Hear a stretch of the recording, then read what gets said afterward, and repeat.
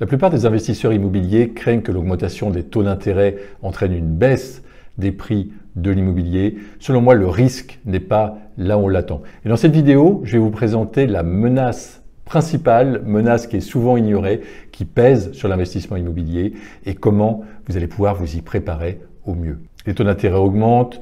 Mi-juin 2022, ils sont autour de 1,5% sur 20 ans. Ils étaient à 1% au début d'année. Donc oui, ça augmente, mais cette hausse reste très modérée. Et pour qu'ils aient un impact sur la valeur de l'immobilier, il faudrait qu'ils dépassent les 5%. On en est très loin aujourd'hui, d'autant plus que s'ils augmentent à plus de 3%, le système financier risque de s'effondrer quand on voit l'endettement des États et l'endettement des particuliers et des entreprises. Il est donc possible que les taux ne dépassent pas les 3% pour ne pas que le système s'effondre, ce qui reste raisonnable, surtout que l'inflation est forte. On a une inflation aujourd'hui qui se rapproche des 10% par an.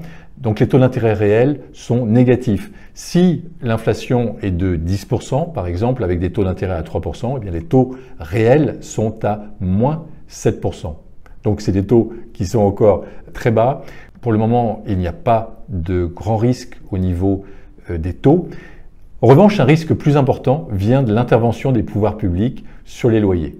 Dans certaines zones tendues, nous avons déjà en France ce qu'on appelle un encadrement des loyers. L'encadrement des loyers, il interdit aux propriétaires de fixer un loyer supérieur à un montant lors du renouvellement des baux ou lors d'une remise en location. C'est ce qu'on appelle la loi Elan. Alors sont concernées entre autres des grandes villes comme Lyon, comme Paris, comme Bordeaux, Montpellier, Lille, et du loyer encadré au loyer bloqué. Donc d'un encadrement à un blocage des loyers, il n'y a pas très loin et c'est un pas que certains politiques aimeraient bien franchir dès maintenant. En France, il est de bon ton, je dirais même qu'il est populaire de taper sur les méchants propriétaires. Personne ne plaint aujourd'hui les propriétaires. C'est la même chose pour les entrepreneurs, surtout pour les entrepreneurs qui réussissent. Personne ne plaint un entrepreneur.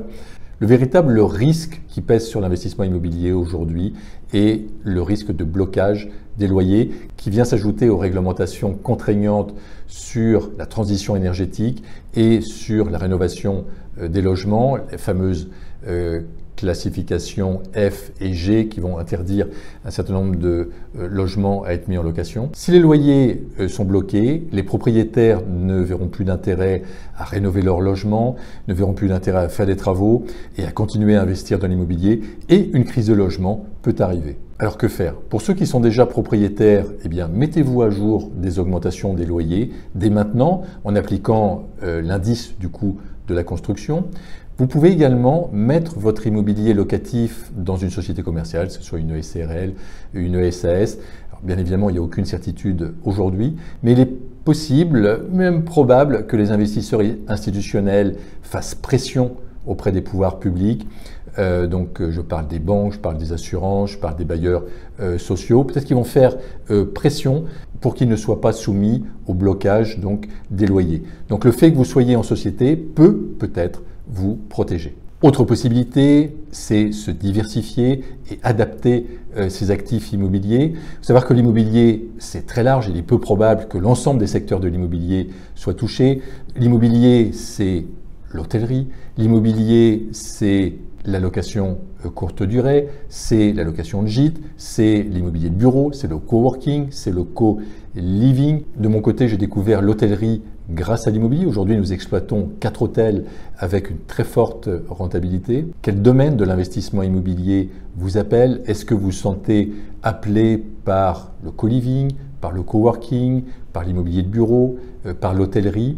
Écoutez votre intuition, écoutez votre instinct parce que c'est lui qui a raison. Laissons de la place à ceux qui entreprennent, laissons de la place aux initiatives individuelles. Moi, je demande au pouvoir public de nous laisser entreprendre, de nous laisser investir dans l'immobilier avec un minimum de contraintes et arrêtons de vouloir tout contrôler, tout encadrer. Laissez-nous entreprendre et vivre libre. J'ai tourné une autre vidéo à votre attention dans laquelle je vous explique comment faire face à l'augmentation des taux d'intérêt et comment adapter les meilleures mesures pour votre épargne. Il vous suffit de cliquer sur la vidéo qui s'affiche. En attendant, je vous souhaite le meilleur et je vous dis à très bientôt.